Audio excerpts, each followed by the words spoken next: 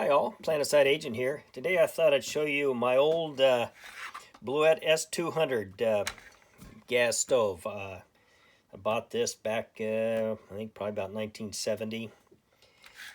Back in those days, this was probably your go-to stove for cost-wise, because the other stoves at the time were a lot of the white gas stoves like the Svea 123 or the Primus 8R and that kind of stove. Oh, and there were some other gas canister stoves. I think the Grasshopper and a couple others.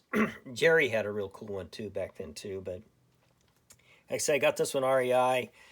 It served me well. I think I showed you my gas cook kit with the newer model of this stove that I replaced that one for this one.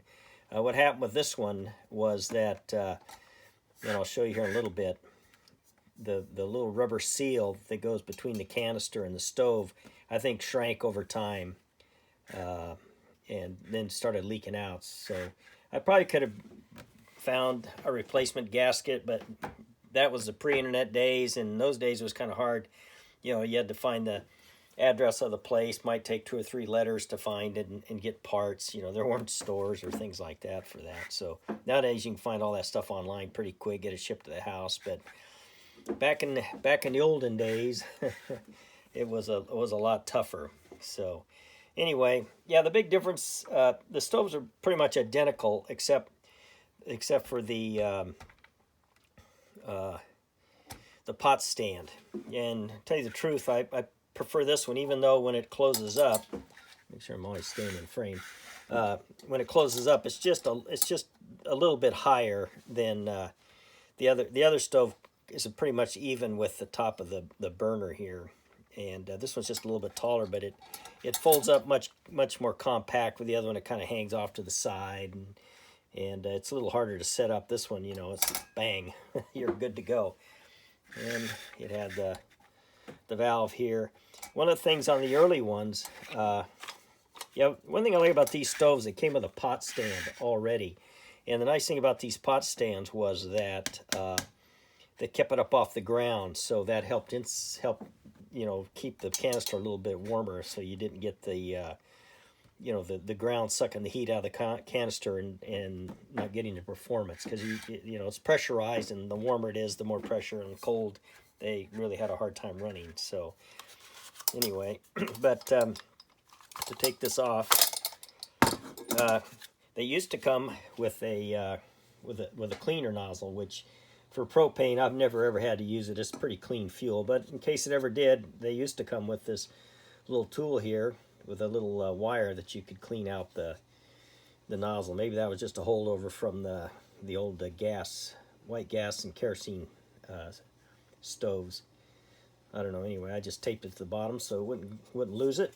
And the nice thing about this, I just rubber band this up, and then I would rubber band the pot stand, and then that helped. But when I rubber band that there, it felt kind of nice, and that helped protect the nozzle so it didn't get, accidentally opened or broken or whatever. So it's the way I did it. So anyway, I'll show you that little valve. Yeah, these were pretty easy to, when you replaced the, try to stay in frame here. I have a habit of getting out of frame or not in the center of the frame. They just screwed on. When they ran out of gas, you just screwed them off. So here's a little rubber gasket that's seated, and I think this just shrank over time because it's a plastic rubber, and it started to let the fuel leak out, which was disappointing. But like I said, I might have been able to get a replacement for that, but I don't know, still might. Yeah, one thing, they still make Bleuet stoves and all. The newer ones actually have the screw-on canisters, which is a better system. And I think you can still buy this type of canister, the puncher top, in Europe. Well, I don't think you can buy any of the gas stuff here in the States, but I think you can still get these. I used to pick these up like at Buy Mart and places like that for a long time. I always pick a couple up, but you know, like I say, they're not available. But I'll just show you this here real quick. See this, when you screwed it in, the little needle here punctured the can. You can see it there, and then it would set down in there. And yeah, I think the rubber got hard over time and started leaking out. So either I'd replace the rubber gasket or the stove, and I just went with the stove because they weren't that expensive to begin with, and it was quicker than trying to track down the vendor. So yeah, one thing I noticed about the over time with the newer canisters, originally I used to keep a little piece of electrician tape on the bottom so that when I replaced canisters on a trip and had the empty one in the backpack, sometimes they just kind of vent that gas and it stunk, so you'd put that over the top. I got that idea from old Colin Fletcher, who wrote the Complete Walker backpacking book way back when. So I put the tape, but I noticed later on, it looks like, you can't really see it, but there was a little, looks like it has a little flap in there now so that it would seal itself, so that wasn't a problem anymore. So anyway, this stove here is gonna be relegated to my you know, just collecting. Yeah, the way you just do these, you put the new cartridge in, you put these two metal rims down there, and did I get this centered right? Yep. And then you just start screwing this on.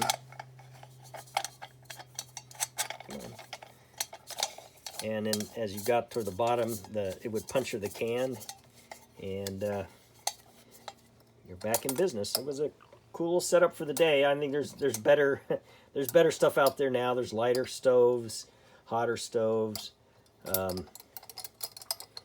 out there now, and you get some of those Chinese gas stoves that fit on the narrower top, like these Primus here canisters, the narrow top, you know, for like $10. So but still a good stove. I use this a lot for many years. So anyway, that's kind of a look at the one of the originals. Not the original, actually. I have in my collection. I'll have to bring that out. I found it on eBay. Probably one of the real original gas type stoves like this. It came with a little tiny canister, and it's really cool. But maybe I'll do a video on that one of these days. Like I said, I got a whole collection of stoves. I'll probably do videos on all those stoves just for the heck of it. So anyway, that's my old trusty Bleuet stove, and hope you enjoyed the video, and we'll see y'all next time. Bye bye.